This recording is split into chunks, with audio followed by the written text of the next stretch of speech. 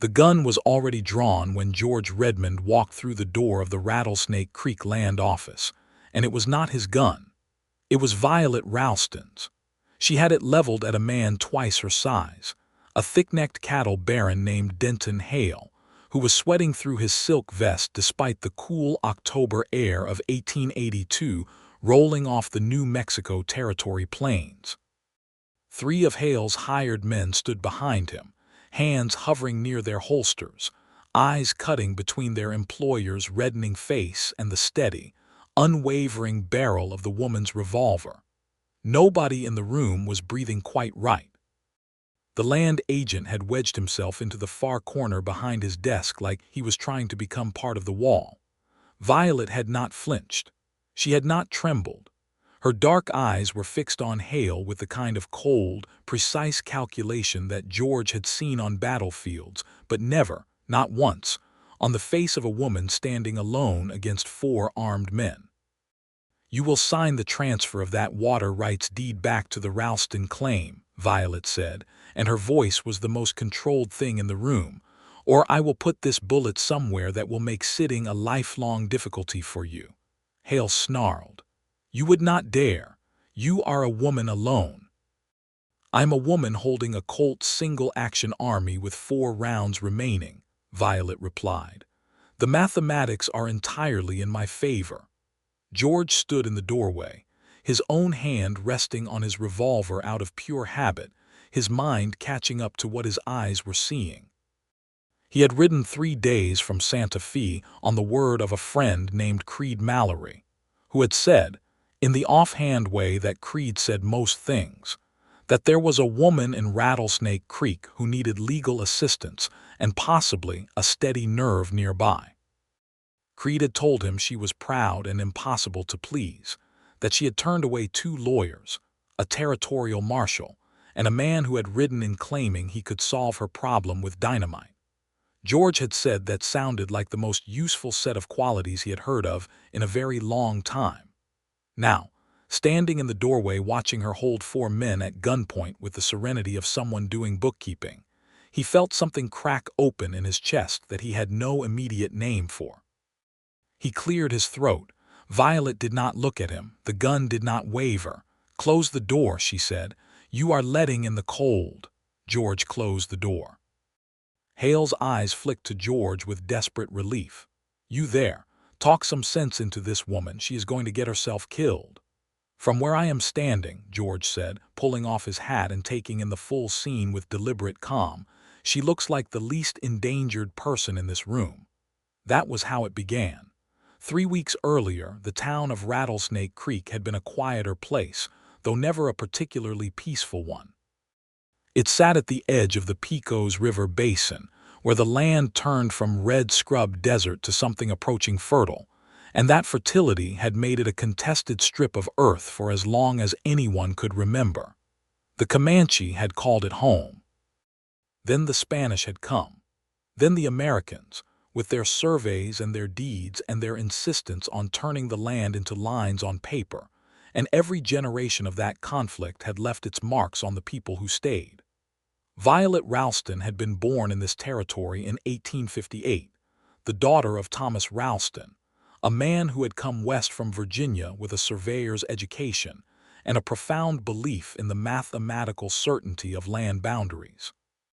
He had spent 20 years staking out the Ralston claim, building it from a single creekside plot into something resembling a working cattle and horse operation. When he died in the spring of 1882, he left it to Violet, because she was the one who had learned everything he knew and then learned more on top of it. He did not leave it to her because she was his only child. He had a son, Carter, who was 3 years younger and perfectly pleasant, but who had drifted to Albuquerque and found employment in a haberdashery, which Thomas had accepted with the quiet bewilderment of a man who had produced a child entirely alien to his own nature. Violet had stayed. Violet had understood the land in a way that Thomas himself sometimes found humbling. She could survey a slope and tell you where the water would run after a storm. She could look at a stretch of scrub grass and calculate how many head of cattle it could sustain through a dry summer. She had learned to read the territorial land codes well enough that the county registrar had quietly started consulting her when disputes arose, though he had always been careful to consult her privately, because a woman advising a county registrar was still a complicated thing in 1882. When Thomas died, Violet did not grieve in the way the town expected. She grieved privately, in the way that capable people often do, and then she put on her father's old survey coat and walked every inch of the Ralston boundary, updating his measurements with her own instruments, a girly transit and a set of Gunter's chains that she maintained with religious care. It was during that survey that she found the problem. The water rights deed her father had filed in 1869 covered the eastern fork of Rattlesnake Creek, which fed directly into the Ralston pastures and made the property viable through dry seasons. Without that water, the land could sustain perhaps 30 head of cattle. With it, she could run 300. The deed was clear. The boundaries were clear. Her father's original survey marks were still in the ground, iron stakes driven deep into the creek bank, with his initials stamped into the caps. Denton Hale had filed a competing claim in March of 1882, 2 weeks after Thomas Ralston's obituary had appeared in the Santa Fe New Mexican.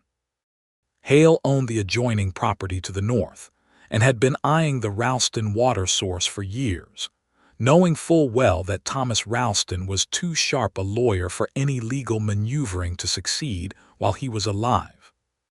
With Thomas gone, Hale had moved with the speed and confidence of a man who expected no serious resistance from a 24-year-old woman managing a cattle operation alone. Hale had not met Violet. She had spent 6 months building a case. She had pulled the original survey records, cross-referenced them with the territorial water codes, documented every instance of her family's continuous use of the Eastern Fork going back to 1869, and written a legal brief that the county registrar had read twice, and then quietly set aside, because it was more thorough than anything the Territorial Attorney General's office had produced in recent memory. She had also, in the process of that research, discovered something else. Hale had bribed the land agent. The current deed transfer paperwork sitting in the Rattlesnake Creek land office had a forged signature. It was not a clever forgery. Violet had compared it to her father's actual signature on 6 separate documents, and the differences were obvious to anyone who knew what to look at.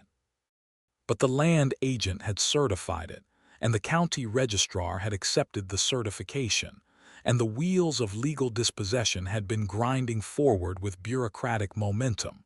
Violet had gone to the land agent. He had told her to go home. She had gone to the territorial marshal's office in Santa Fe. The deputy she spoke to had listened with the careful patience of a man who was waiting for her to finish so he could explain why there was nothing to be done. She had hired 2 lawyers. The first had taken her retainer and disappeared to El Paso.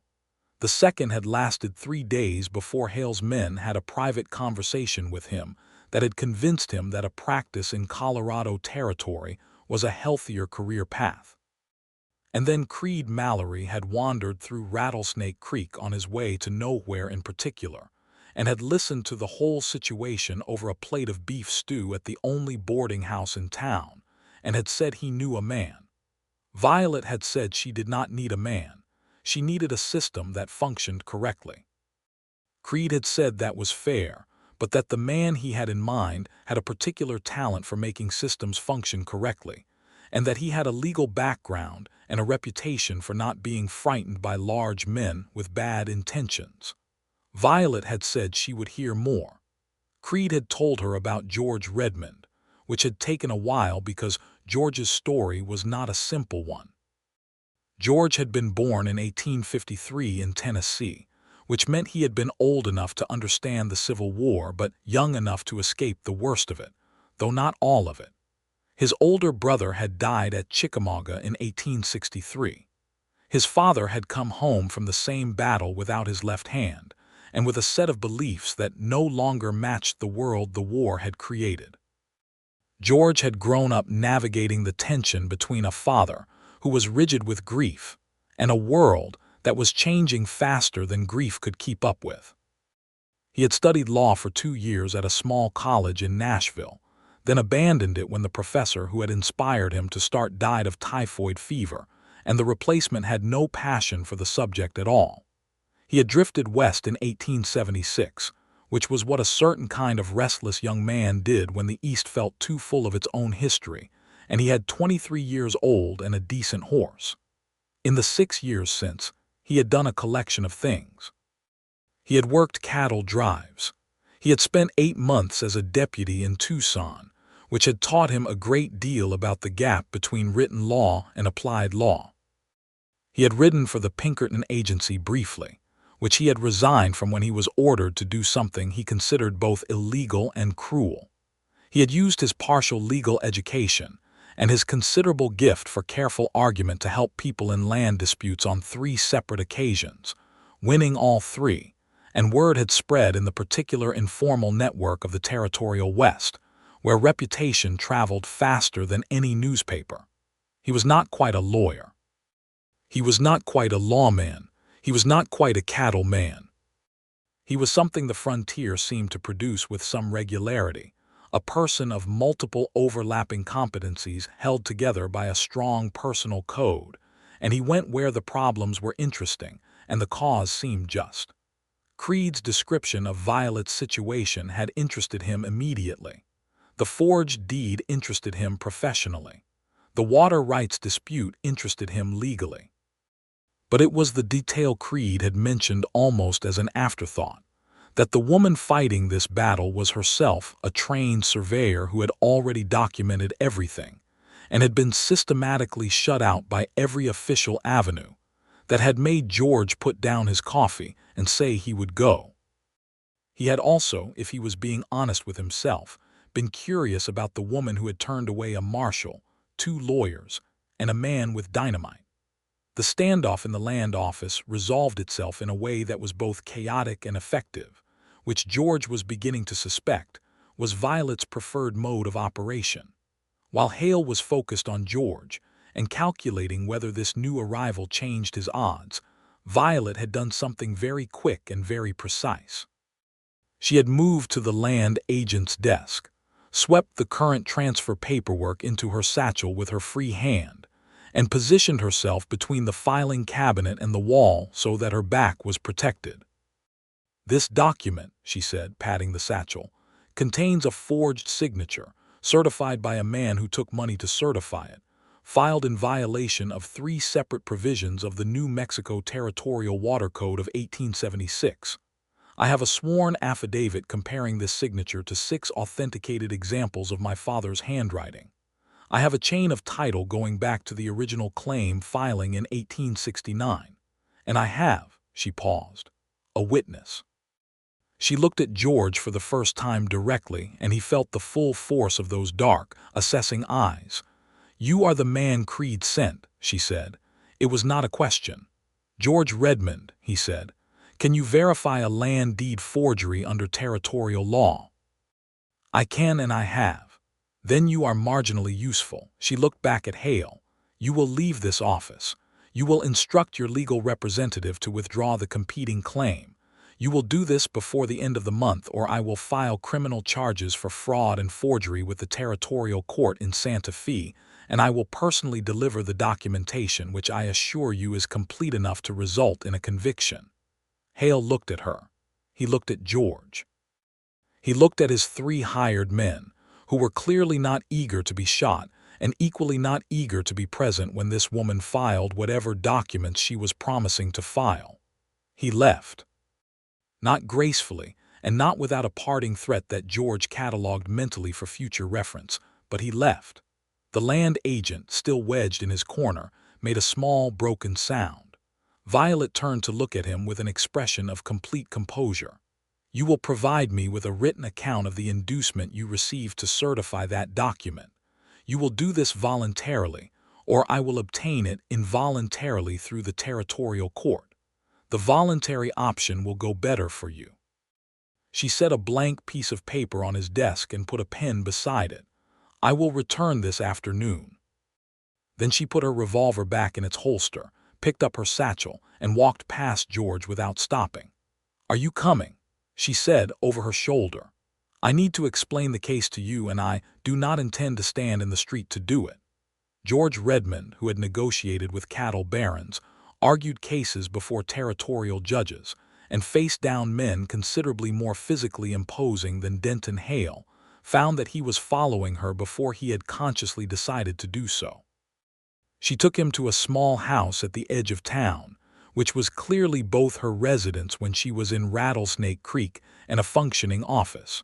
One wall was covered in maps. Not decorative maps, working maps, covered in notation and measurement in a precise, compact hand.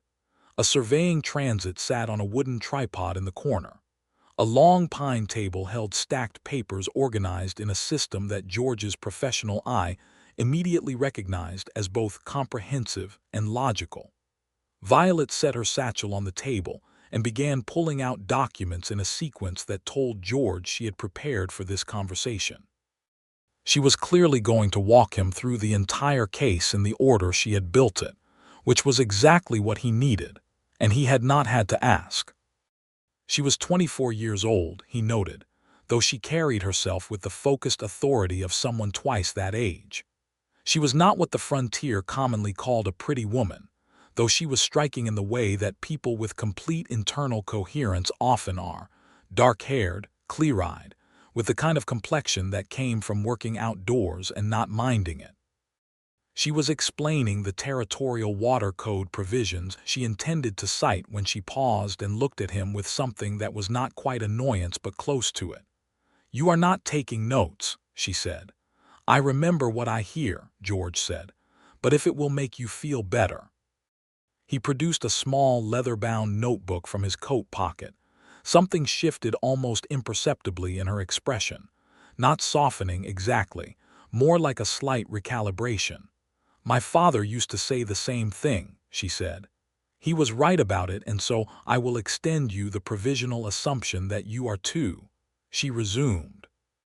He took notes anyway, because the case was complex and deserved full documentation, and because he noticed that she tracked whether he was paying attention with the precision of someone who had spent a long time in rooms where no one was.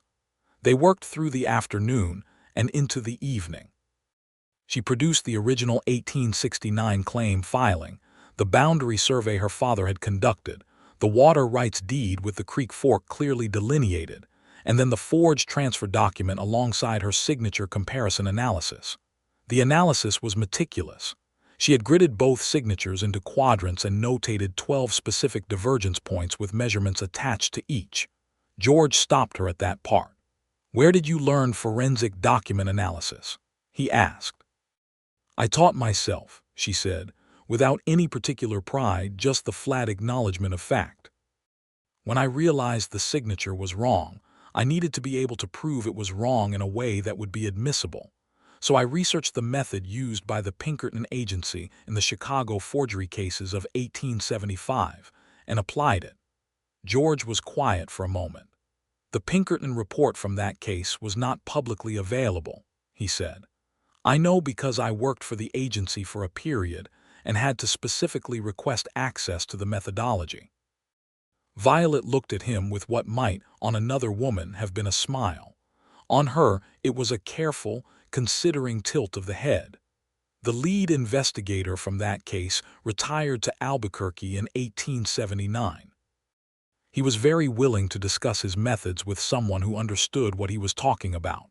"You went to Albuquerque." "I wrote him a letter first. He invited me. He said it was the most interesting correspondence he had received since retiring." The almost smile again. "He also verified my signature comparison independently and has agreed to provide a sworn affidavit." George set down his pen. He had spent 3 days riding to this place on the word of a friend who had called this woman proud and impossible to please, and he had thought he was coming to provide legal expertise and perhaps a steadying presence. What he was sitting across from was a woman who had, entirely alone, built a more complete legal case than most trained attorneys would have managed, recruited an expert witness, documented a forgery, and backed down 4 armed men in a land office before he had even arrived. He felt something he had not felt in a very long time, possibly ever in quite this form. He felt outpaced, not threatened by it, genuinely, breathtakingly impressed by it. "Miss Ralston," he said. "Violet," she said, without looking up from the document she was rereading. "Violet," he said, "what exactly do you need from me?" She looked up then. The full attention of those dark eyes was a significant experience. He was discovering. "I need someone who can argue this case in front of a territorial judge. I know the law. I have built the case. But a woman standing before a territorial judge in 1882 arguing a case she has prepared herself is a distraction from the argument. The court will focus on the novelty of my presence rather than the substance of my filing. It is unjust, and it is the current reality." She said this without bitterness, with the flat pragmatism of someone who has accounted for every variable in the terrain. "You can stand in front of that judge and make the argument land. That is what I need." "You could have asked any number of lawyers," George said. "I asked 2, she said. "The first was incompetent and corrupt. The second was competent and a coward." She paused. "Creed Mallory said you were neither. He is generally a reliable judge of character. He also said you had turned down cases where you felt the cause was unjust, even when the money was considerable. That is true. Then you understand why I do not simply want someone who will take the fee and file the papers. I want someone who understands why this matters." For the first time, something beneath the controlled surface showed, just briefly, like a deep-water current. "My father spent 30 years building this claim. The water on that creek is what makes the land work. Without it, everything he built becomes worthless, and I am forced to sell to the man who stole from us. I will not allow that." George looked at her across the table covered in maps and documents, in the lamplight of a small house in a hard country, and felt the crack in his chest from that morning open a little wider. "I will take the case," he said. "Good," she said, and went back to her documents. "We leave for Santa Fe in 4 days. There is a boarding house in town. Mrs. Garza runs it, and she keeps a clean establishment." She paused. "She will also tell you everything anyone in this town has ever done or said, so I suggest you be careful what you discuss within her walls." "Noted," George said. He was already writing in his notebook. He did not mention that he was also noting other things, the particular quality of her focus, the way she moved between documents with the economy of someone who did not waste motion, the occasional long pause before she spoke in which he could practically see the thinking happening. He did not mention any of it because it was not yet something he had words for. The 4 days before Santa Fe were not idle ones. The morning after their first meeting, George went to see the land agent, a thin, nervous man named Purvis Albright, who had spent the night working himself into the particular state of dread that came from knowing a clever woman was going to return and collect on a promise. George arrived before Violet and spent an hour explaining to Purvis, with patient precision, exactly what the legal consequences of his choices were, and exactly how much better the voluntary option was going to be for him compared to what a territorial grand jury would make of his conduct. Purvis signed a written confession before noon. When Violet arrived in the afternoon and found the document waiting for her, she read it completely and then looked at George with a different quality of attention than before. "You persuaded him," she said. "I explained his situation clearly," George said. "Others have tried that. I may have explained it with more specificity about the statutory penalties involved."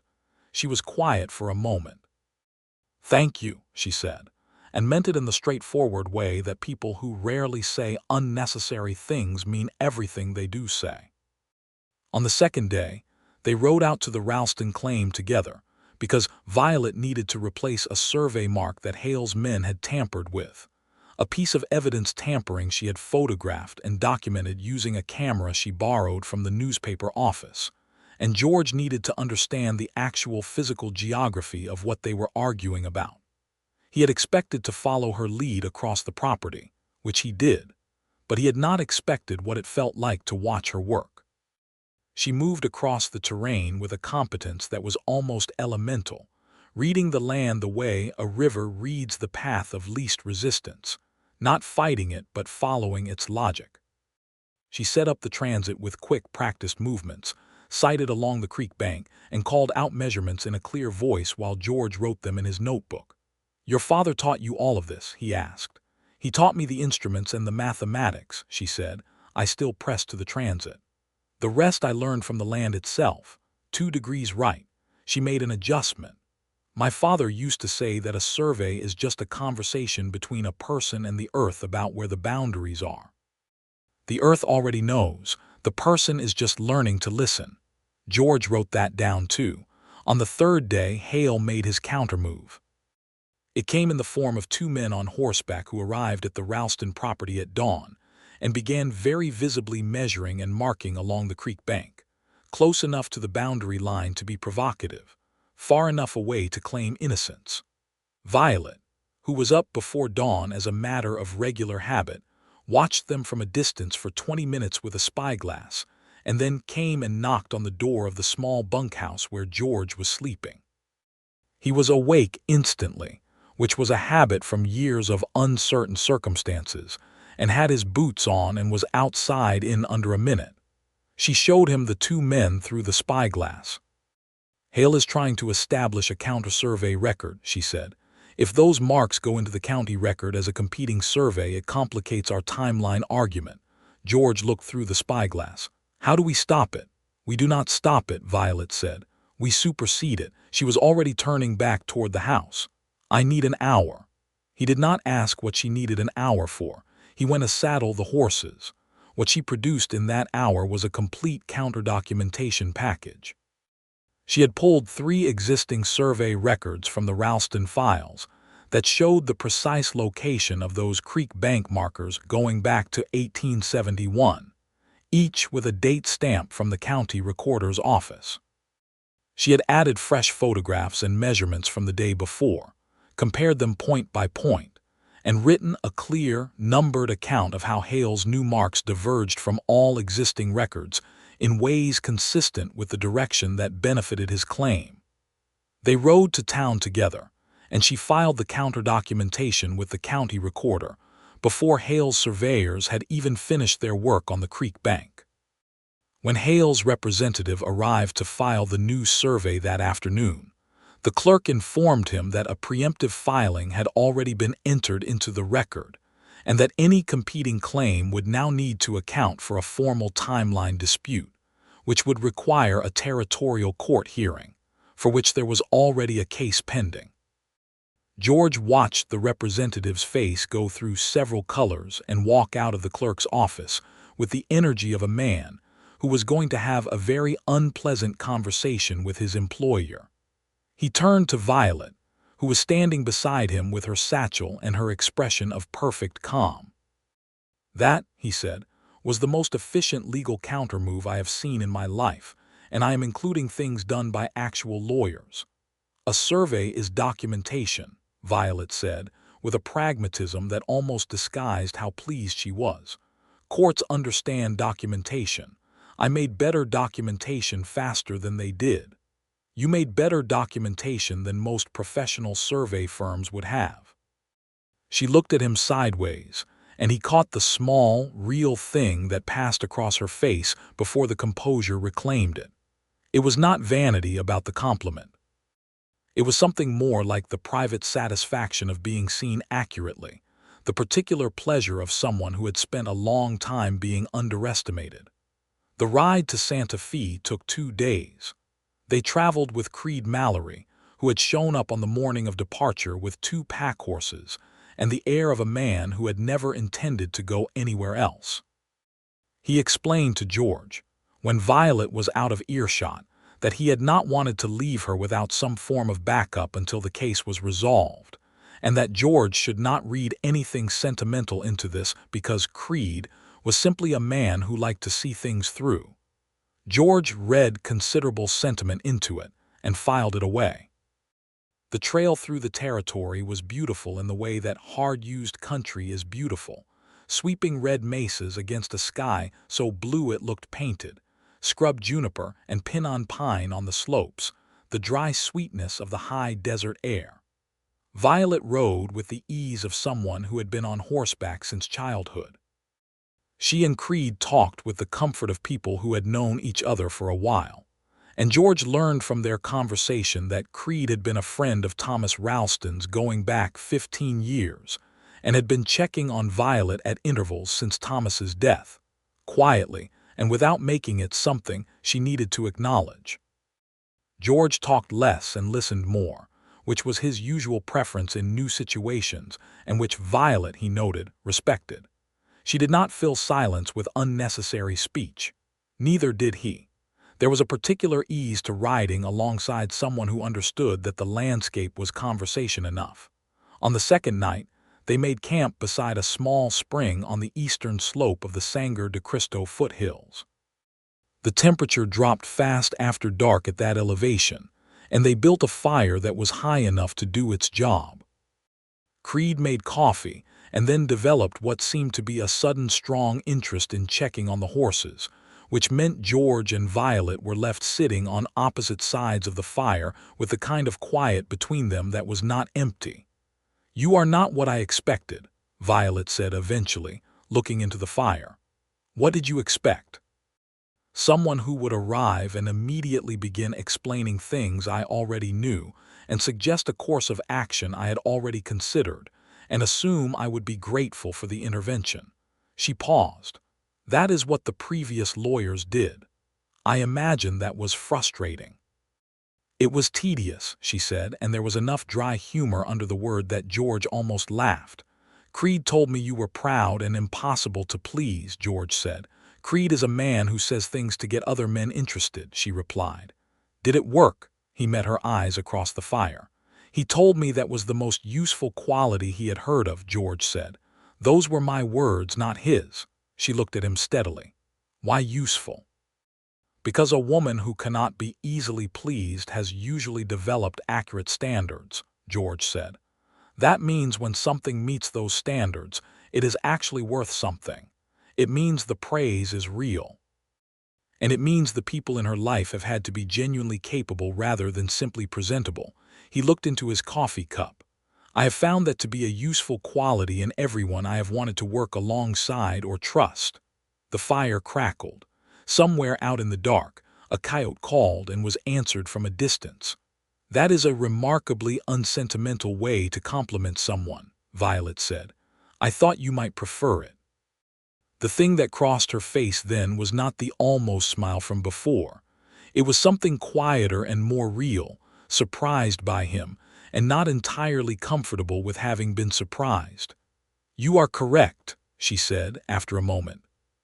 Creed came back from the horses with elaborate casualness and poured himself another cup of coffee, and the conversation moved on to other things, but something had shifted in the air around the fire, and George sat with it for a long time after everyone slept. Santa Fe in the fall of 1882 was a city in the particular restless state of places that are becoming something new. The old adobe architecture of the plaza sat alongside new territorial-style buildings, and the streets mixed the Spanish and English and several indigenous languages, with the arriving sound of a railroad that was making everything closer and everything stranger. The territorial courthouse was a substantial building on the north side of the plaza, and the judge assigned to hear the Ralston water rights case was a man named Artemus Cullen, who had a reputation for precision and for not being interested in anyone's social considerations, which Violet had identified before they arrived as the best possible condition for their case. They had 3 days before the hearing. George spent those 3 days preparing the argument in the way he prepared all arguments, by reading everything, organizing it, reading Violet's brief again from the beginning, and then reading her father's original survey documents and the territorial water code provisions, until he understood not just the what but the why of each element. He also met twice with the Pinkerton investigator, Edward Marsh, who had come up from Albuquerque and who turned out to be exactly the kind of retired expert witness that courts found compelling, white-haired, precise, unflappable, and entirely unbothered by the fact that a young woman had taught herself his methodology and applied it correctly. On the second evening, Violet came to his room at the hotel on the plaza and sat across from him at the small writing table and read through his prepared argument outline. He had written it out in full. She read every word with the same unsparing attention she gave everything, and he watched her face for reaction. She finished and set the papers down. "You changed the order of the water code provisions," she said. "I put the continuous use argument before the deed derivation," George said. "Because the continuous use argument is more emotionally accessible to a judge who might not be deeply versed in the technical survey language. Once the court's sympathy is with the reality of the situation, the technical legal argument hits harder." "I thought the technical argument should lead," Violet said. "It should in writing. In oral argument, you lead with the human truth and prove it with the technical evidence." She considered this. He could see her reconsidering it, running the logic, and he waited. "You are right," she said, simply and without any apparent difficulty.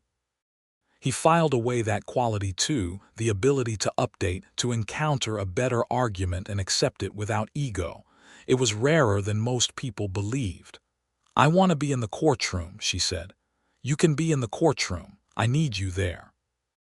"I mean, I want to speak. At some point in the proceeding." "That depends on Judge Cullen allowing it and on whether it helps or hurts," George said carefully. "Tell me what you want to say and I will tell you honestly whether I think it will help." She told him. It was a brief statement, 2 minutes at most, directly addressing the chain of custody of the original survey documents and her own qualifications to evaluate them, delivered in the flat, precise language of someone stating facts. It was not emotional, it was not an appeal, it was testimony offered as evidence. "Yes," George said, "that will help. You are certain. Judge Cullen does not like to be managed." A woman who stands up in his courtroom and gives technical testimony without asking permission and without apology is going to get his attention in the right way. For a long moment she looked at him, not calculating, not assessing in the professional way, something else, trying to determine if he was telling her what she wanted to hear. "Creed said you were honest to the point of occasional discomfort," she said. "He said the same about you." "Then we are well matched for this," she said. She left shortly after, and George sat at the writing table for a long time before he began on the next section of his argument preparation, because he was thinking about the phrase "well matched" and the particular way she had said it, not romantically, not even consciously, just as a statement of professional fact, and about how that very unself-consciousness was somehow the most affecting thing about her. The hearing took place on a sharp, clear Thursday morning in October. Judge Cullen was 60 years old, compact and direct, with the manner of a man who had heard every variety of legal argument and was deeply impatient with the theatrical variety.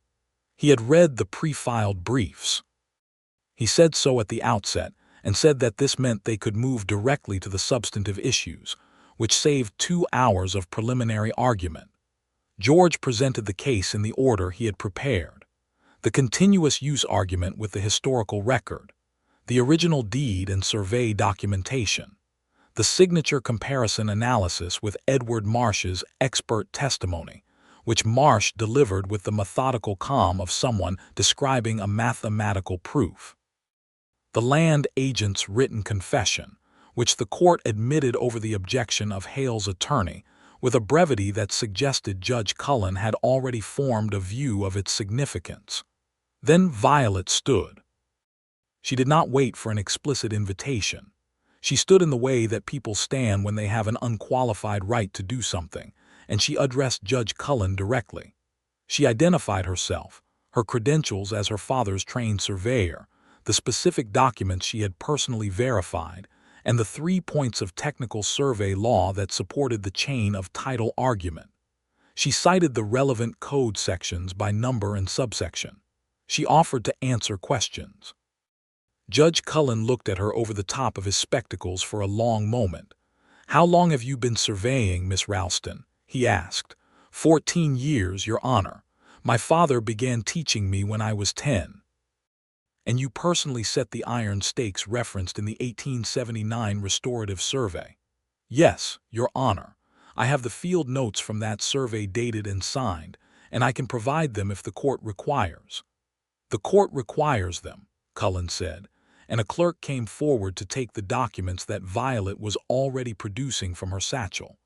Hale's attorney objected to the relevance of testimony from a party to the case.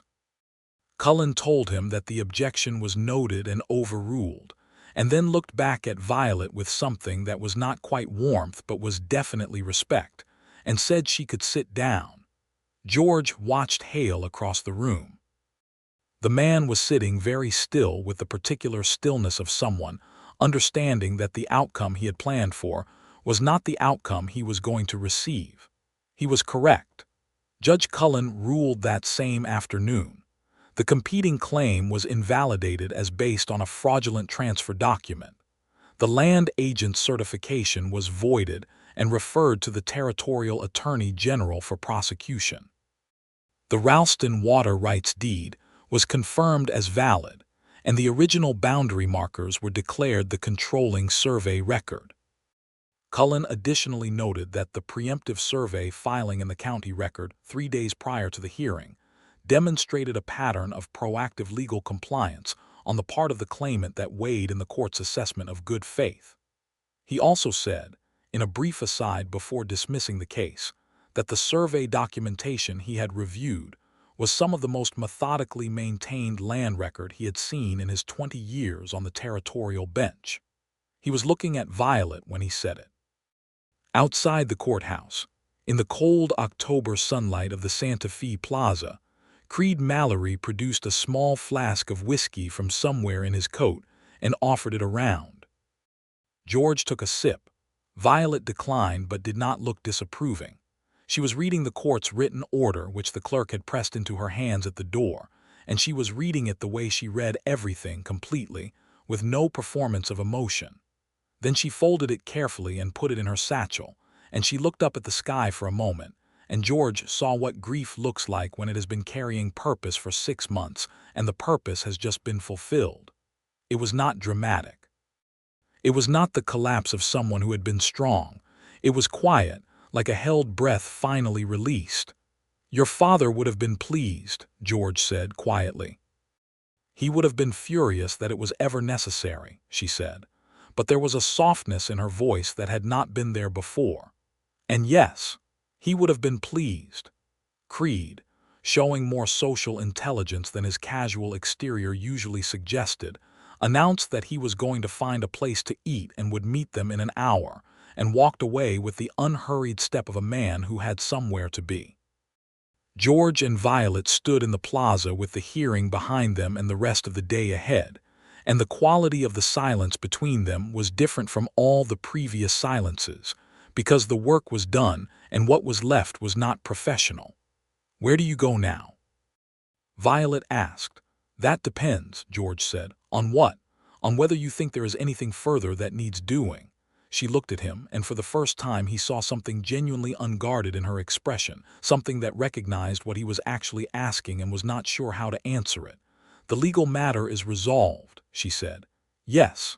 The survey records need to be refiled with the county recorder now that the court order is issued. I can help with that, George said.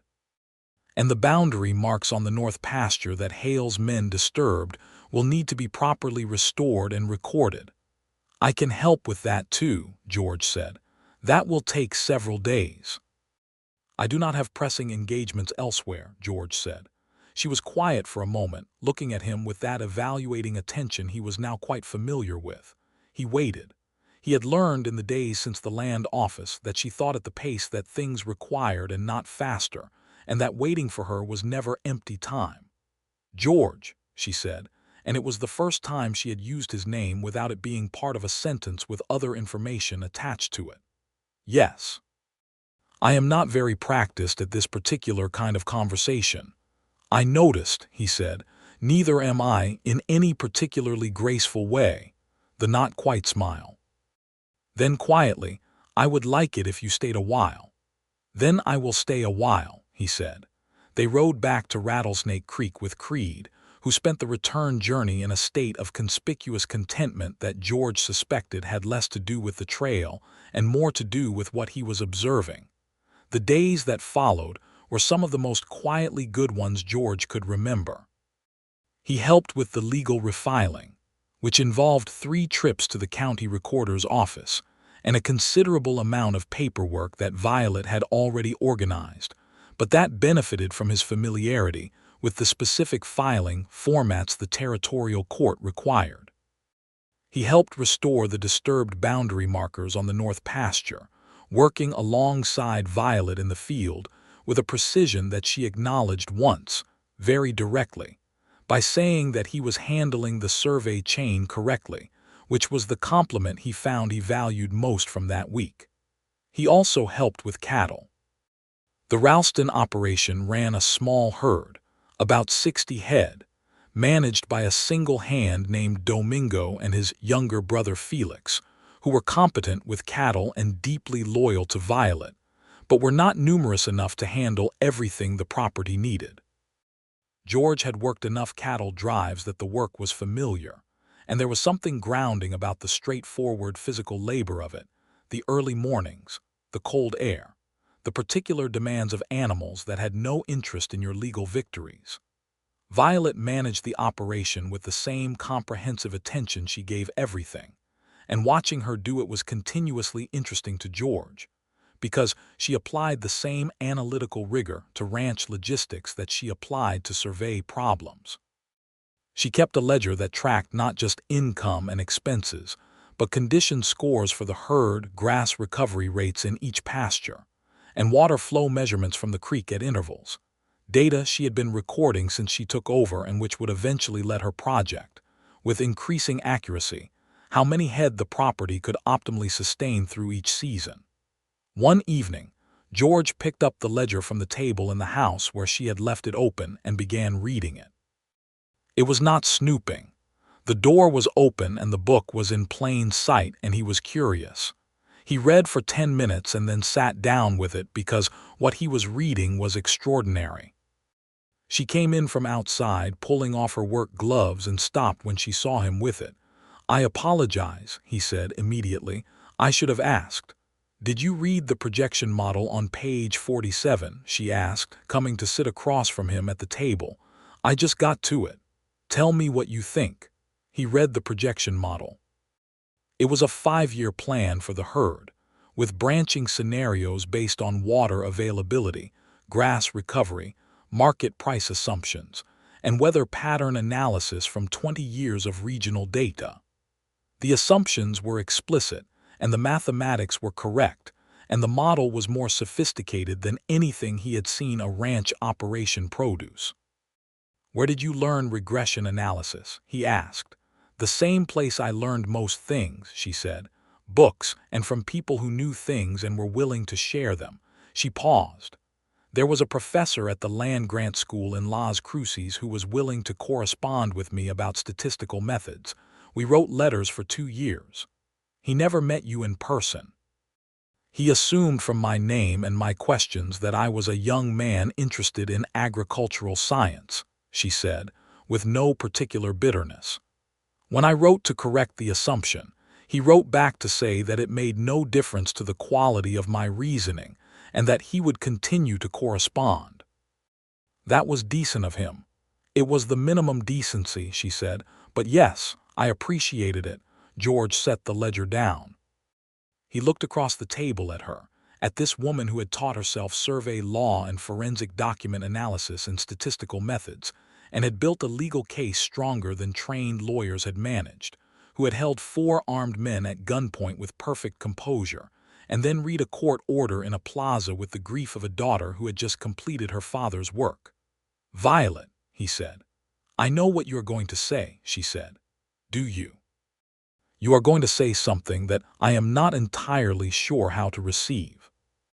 "I'm going to say that I think you are the most extraordinary person I have met," George said, "and that I am aware that might be an unwelcome thing to say, and I am saying it anyway because I think you would rather know." She was quiet for a long moment. In the lamplight, her face was doing something complicated that he did not try to read because some things deserve to be private. "I would rather know," she said finally. "Good. I should also tell you," she said, "that you are not what I expected. And I do not mean that I expected worse. I mean that I did not expect to find someone who consistently adjusts his behavior based on actually observing who I am rather than who he assumed I would be." "That seems like the minimum approach," George said. "You would be surprised," she said, "how rare it is." He had been in Rattlesnake Creek for 3 weeks when Hale made his final attempt. It was not through the courts, which were now closed to him, and it was not through hired men threatening violence, which Hale was apparently clever enough to know would result in serious consequences given the active court record and the territorial attorney general now sniffing around the land agent's confession. It was through money, specifically through a private approach to Domingo, the ranch hand, with an offer of employment on Hale's property at double the current wages, made in the obvious hope that losing her experienced help would put pressure on Violet to sell. Domingo came directly to Violet that same evening and told her everything, including the exact amount offered, which was substantial.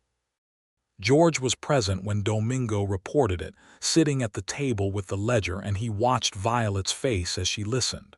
She did not get angry. She did not look betrayed. She thought briefly, and then she said, "Thank you, Domingo. I know that was a significant amount." Domingo said that he and Felix had no interest in working for Dent and Hale at any price, and that they would like to stay if she was in a position to match a portion of what had been offered. Not all of it, he added quickly. They understood the finances. Violet opened the ledger and looked at the wage page. She closed it. She named a number which was a reasonable increase and clearly calculated to the boundary of what was manageable. Domingo shook her hand. When he left, George looked at her. "He could have taken the offer," he said. "Instead, he came to you first." "Yes," she said, "that is not nothing." "No," she said quietly, "it is not." She looked at the closed ledger. "He was my father's first hire. He was 17 and had been working a neighboring property for a family that treated him badly. My father paid him fairly and treated him as what he was, which was a skilled man who knew cattle." She paused. "My father's view was that if you treat people as they deserve to be treated, they will generally tell you the truth when it matters." George thought about this. "Your father sounds like he was a man worth knowing." "He was." She looked up. "You would have liked each other." It was such a small thing to say, and it clearly came from somewhere she had not planned to send it, and the way it landed told him more than several direct declarations would have. He did not push it, or make it larger, or do anything but accept it with the care it deserved. "I believe that," he said. November arrived with cold winds from the north and the first suggestion of early snow on the highest peaks of the Sangre de Cristos. George had been in Rattlesnake Creek for over a month. His bedroll was in the bunkhouse. His horse knew the property. He had fallen into the rhythms of the place the way water finds the shape of the land it runs through, naturally, without forcing it. He and Violet had not spoken again directly about what was between them, but the thing itself had been speaking for weeks, in the easy companionship of evenings at the table, in the particular quality of her voice when she was explaining something, and he was the only audience, in the moments when their hands were close to each other over a document and neither of them moved away. In the way she brought him a cup of coffee in the morning without asking whether he wanted one because she had noticed he always did. One evening, Creed sat down beside George on the bunkhouse step and said, with the directness that Creed reserved for things he considered important, "You are in love with her." "I am aware," George said, "and you are going to do nothing about it." "I am not doing nothing, I am being careful." Creed looked at him. "She is not fragile, George." "I know she is not fragile. That is why I am being careful." He looked out at the property in the early dark, the dark shape of the creek trees in the middle distance, the lamp-warm windows of the main house. "She has spent a year proving she does not need anyone. Telling her I want to be beside her is a different thing from telling her she needs me. I need to find the right way." Creed was quiet for a moment. "That is," he said, The most sensible thing I have ever heard anyone say about Violet Ralston. It was the following Sunday that George found the right way. It was not planned. The best things rarely are. They had ridden out to check the eastern fence line together, just the two of them, on a cold morning with the sky, a deep clear winter blue above the red rock country. The work was done by mid-morning, and they had dismounted by the creek to let the horses drink, and the water was low and clear over the stones, and the air had the particular quality of complete quiet that only the deepest country has. Violet was crouched by the water, checking the level against the mark she had painted on a stone, making a note in the small survey book she always carried. George watched her, and he was not trying to frame what he was feeling in useful or professional terms because he was alone and there was no need. She straightened and saw him watching and did not look away. "George," she said. "Yes. I would like to know what you intend." He had not expected her to be the one to say it first, and then he had. Of course she would be. She did not wait for things she could ask for directly. "I intend to ask if you would allow me to court you," he said. "In whatever form that means to you, given that you are a woman with her own standards and her own definitions, and I would prefer to know what you actually want rather than assume." The silence was the creek and the horses and the cold air and the enormous blue sky. "That is a careful way to put it," she said. "I'm a careful man about important things." She looked at him for a long moment. He had stopped trying to read everything in her silences. He had learned to trust that they were thinking, not withdrawing. "I am not very skilled at softness," she said. "I do not know how to be the kind of woman who makes things easy for the person who cares about her. I have always found it difficult to be anything other than exactly what I am." "That is precisely what I am asking to court," George said. She came to stand in front of him and looked up at his face with those clear, unflinching dark eyes and said, "I think I have been in love with you since Santa Fe. I am telling you because I believe you deserve to know, and because I find dissembling a waste of time." George took her hands in his, carefully, and she let him. "I have been in love with you since the land office," he said. "When you told those men the mathematics were in your favor." She made a sound that was, finally, an actual laugh, brief and real and entirely unguarded. He kissed her once gently, because the moment deserved gentleness, and she kissed him back with the full directness that she brought to everything, and the creek ran past them and the horses grazed, and the whole country was quiet around them.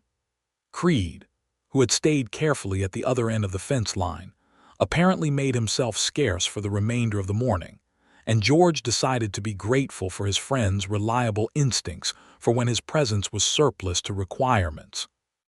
The months that followed were the kind of months that people look back on as the ones that made everything real. They worked the property through the winter together. George had, at some point that neither of them specifically identified, stopped being a guest and become a partner in the daily operation. He continued to take on occasional legal cases, because he had a reputation in the territory and people found him, usually through letters that arrived at the Rattlesnake Creek post office, and that Violet read with the same complete attention she gave everything, asking questions and sometimes offering observations that were more insightful than the ones the clients had managed. He had become, without designing it, something like a rural advocate in the territory, taking cases where the legal system had failed people who did not have access to Santa Fe lawyers, and because his home base was now the Ralston property, he brought the cases home, which meant Violet was often the first person he talked them through with. She was also the best thinking partner he had ever had. In March of 1883, Hale's property went up for sale. The news arrived through the same informal network that carried everything in the territory, and the general account was that the Territorial Attorney General's investigation into the land agent's bribed certification had widened unexpectedly, pulling in 3 related cases where Hale had used similar tactics to acquire water rights from smaller landowners, and that the combination of civil liability and criminal exposure had convinced Hale's lawyers that their client should liquidate and relocate before the situation became more complicated. Violet read the account in the Santa Fe New Mexican, set the paper on the table, and said nothing for a moment. "Justice," George said. "Some of it," she said.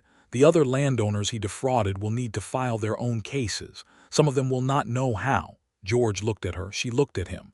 "I could write them," she said, "to tell them what I know about the process. And I could represent them," George said. "That would keep you occupied for quite some time," she said with a precision that was hiding something.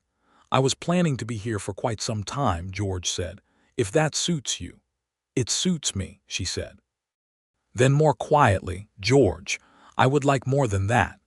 He understood immediately what she meant, because she was not a person who chose words carelessly.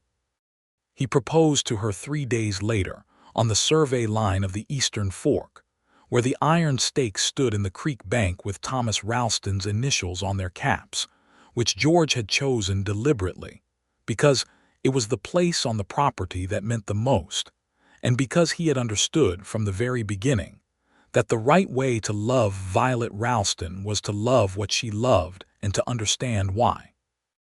He had made a ring himself, from a piece of silver he had bought from a jeweler in town, and worked with more patience than skill into a simple band, because a simple band was the right choice for a woman who valued function over decoration, and because he had wanted to make it with his own hands. He told her all of this, which took longer than the actual proposal, and she listened to every word of it with the complete attention she gave everything that mattered. Then she took the ring from him and put it on her own finger, because she was Violet and doing it herself was also the right choice. "Yes," she said, and pulled him down to kiss her, there on the creek bank in the early spring light. They were married in June of 1883 in the yard of the Ralston property, because Violet had no interest in a church ceremony, and a great deal of interest in being married on the land that had shaped her. Creed Mallory stood up with George. Domingo and Felix were there, and a dozen other people from Rattlesnake Creek who had watched the legal battle and the months that followed with the particular investment of a small community that knows everything. The presiding official was a county judge named Morrison who had driven out from the county seat, specifically because George had asked him, and because Morrison had followed the Santa Fe water rights case with professional admiration. It was simple and direct and thoroughly them. After the ceremony, while Creed was making a speech that was somehow both roast and genuine tribute, Violet stood beside George with her hand in his and looked at the property, at the Eastern Creek line and the pastures and the sky above the mesas going rose and gold in the afternoon light. "He would have liked this," she said. "Your father?" George asked. "Yes." She was quiet for a moment. "He used to say the land remembers who tends it. I think he would have been pleased to know it will continue."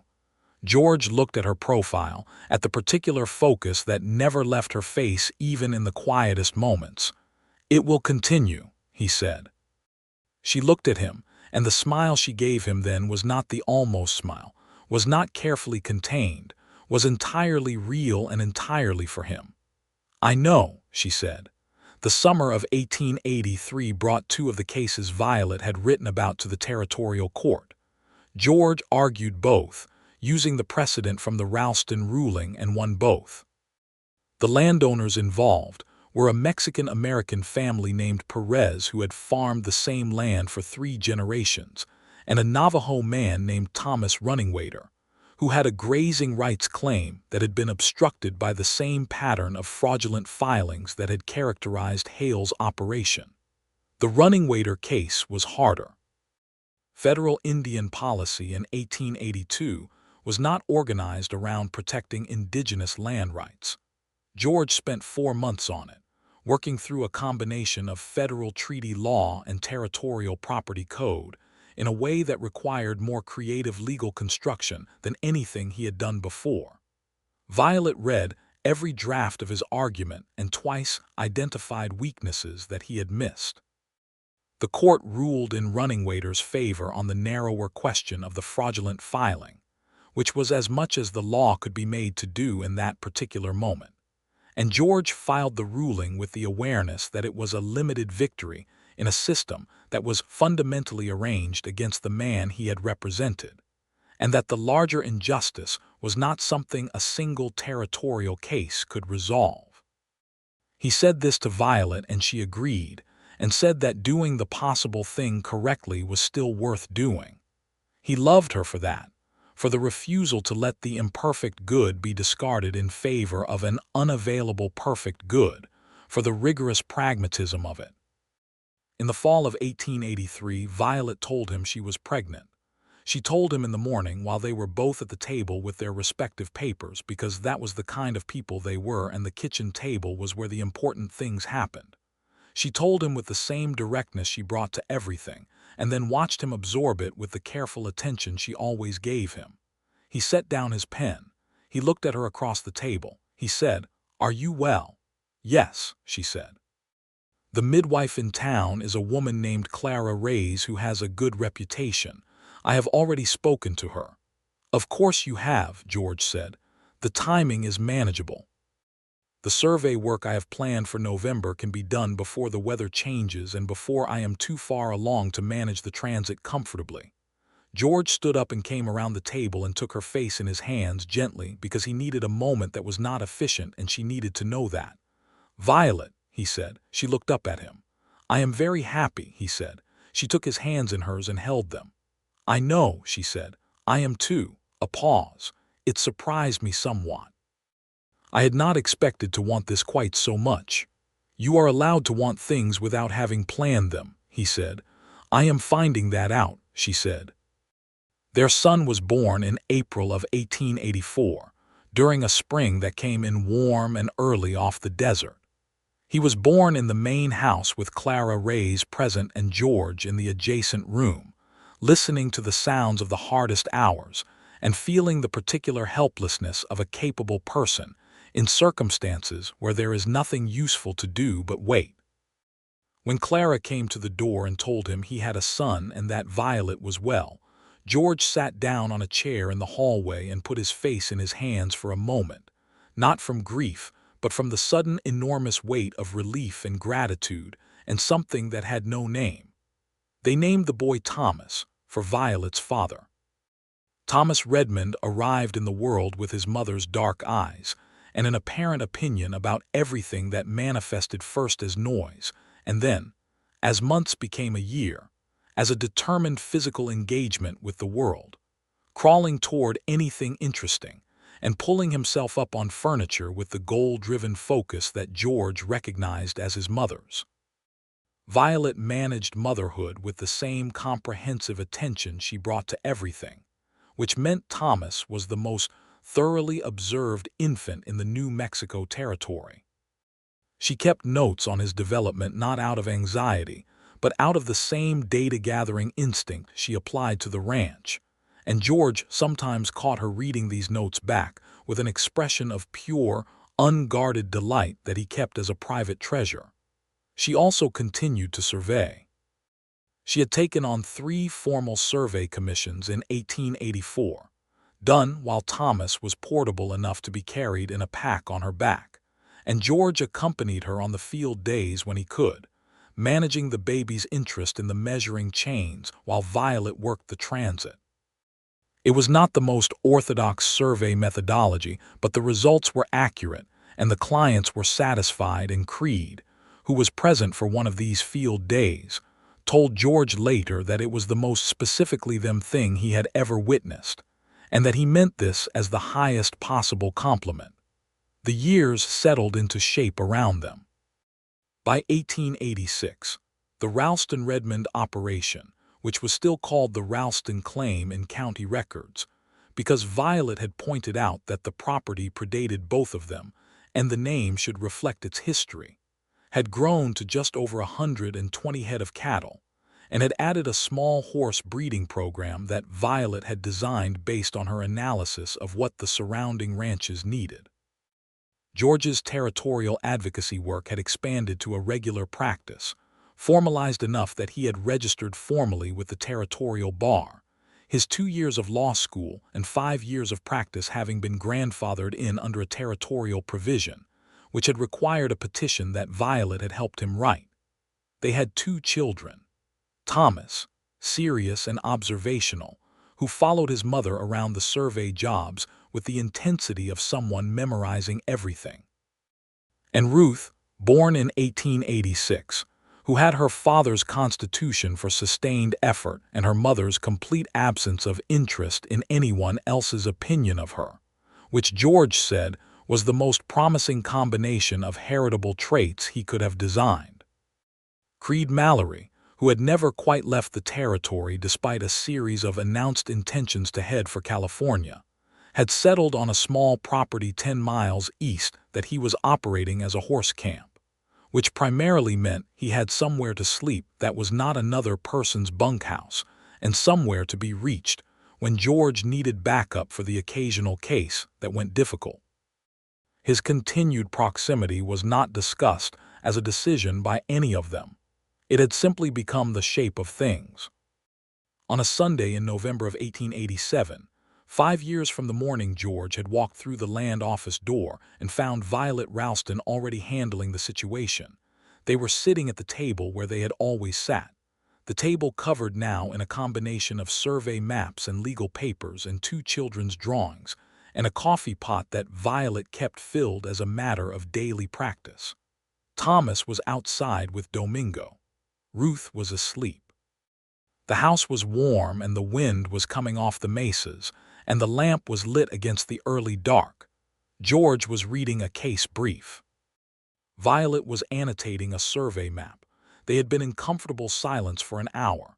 She looked up and found him looking at her, and the thing that passed between them in that look was everything that 5 years had made: the land office and the creek bank and Santa Fe and the table and the children and the cases and the nights and the mornings and every hard thing and every good thing. "What?" she said. "Nothing," he said. "I was just looking." She looked at him for a moment with that complete attention. "Creed was right about you," she said. "He usually is," George agreed. She went back to her map. He went back to his brief.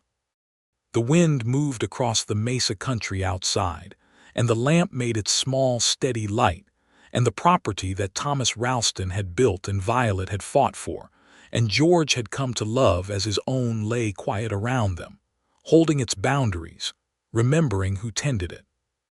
Ruth woke up in the next room and made a sound, and George set down his brief and went to her, and Violet listened to him talk to their daughter in the low, patient voice he used that was different from every other voice he had, just for the children, just for those quiet nighttime moments, and she sat with her hand flat on the map of the Ralston claim boundaries, on the lines her father had drawn and she had confirmed and the court had upheld, and felt the particular fullness of a life that had been built rather than simply happened.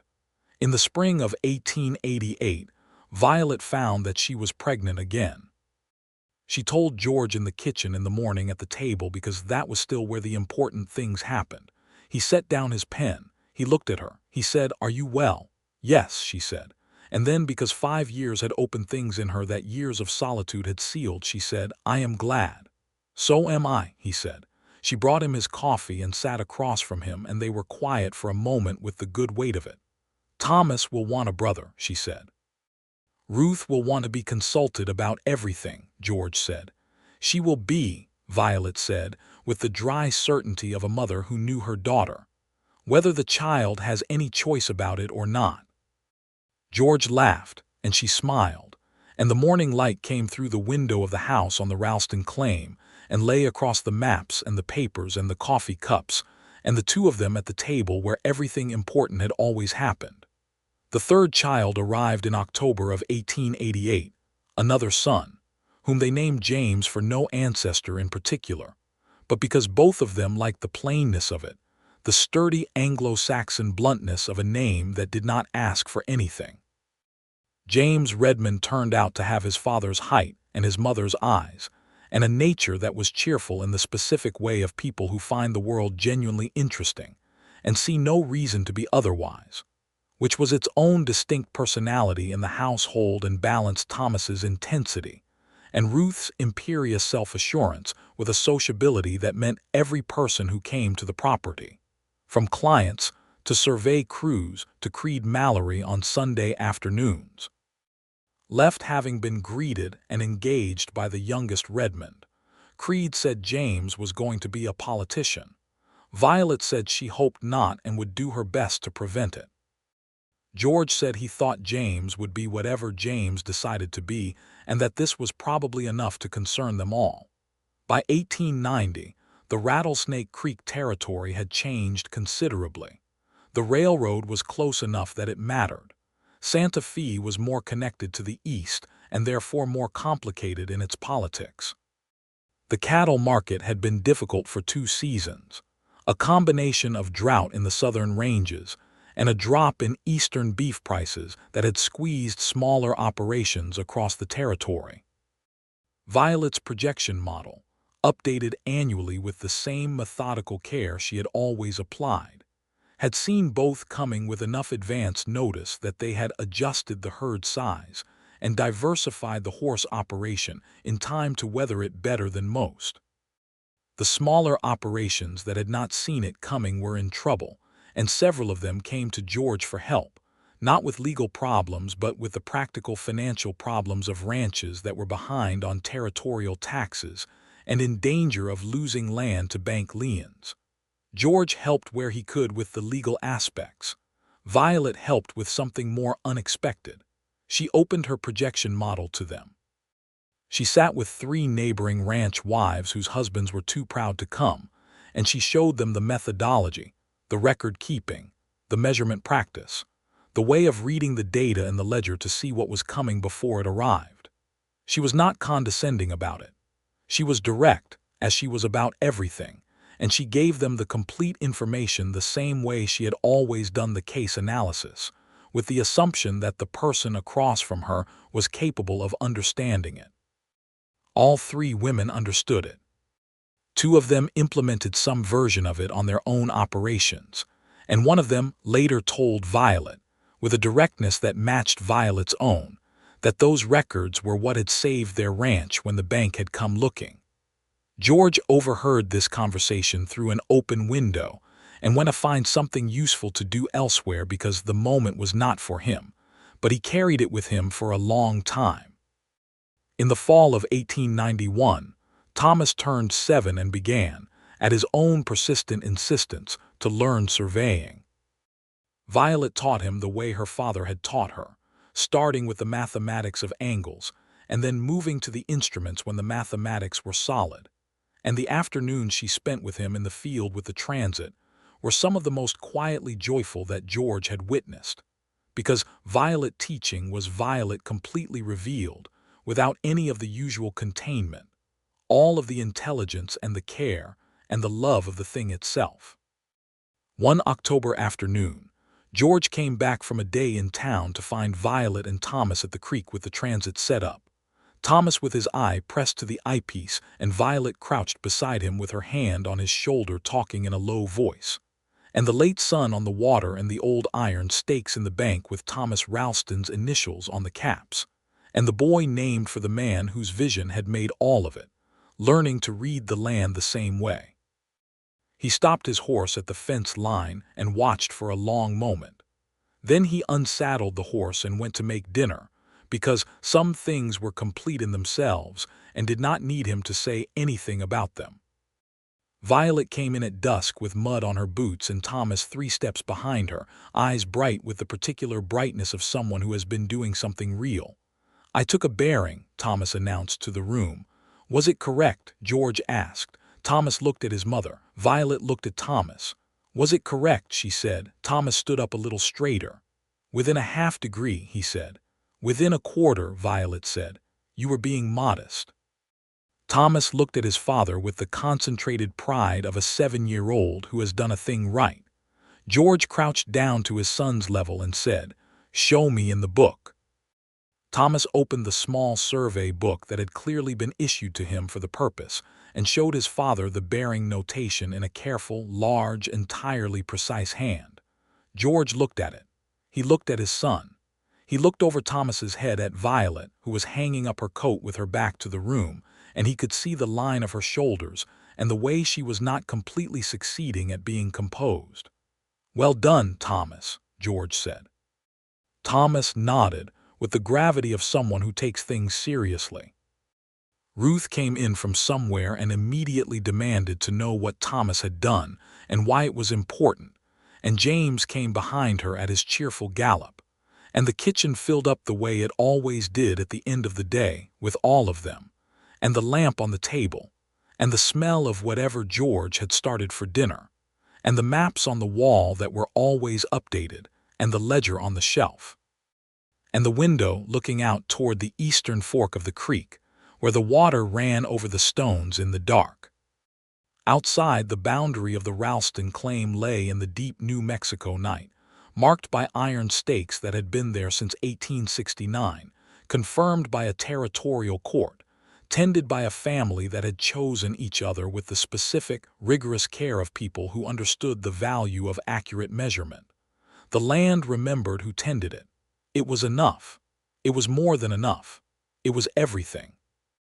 George and Violet sat at the table after the children were in bed, in the comfortable silence that was theirs, the particular quiet of two people who have said the important things and are now simply present with each other in the ongoing life of it. He reached across the table and took her hand, and she turned her palm up and held his, and the lamp burned low and the wind came off the mesas and the creek ran in the dark, and the property held its boundaries, and the family within those boundaries held their own, and it was good. It was, by any measure they might have applied, extraordinary. By any measure Violet would have applied, which were the only measures that had ever really mattered, it was exactly right.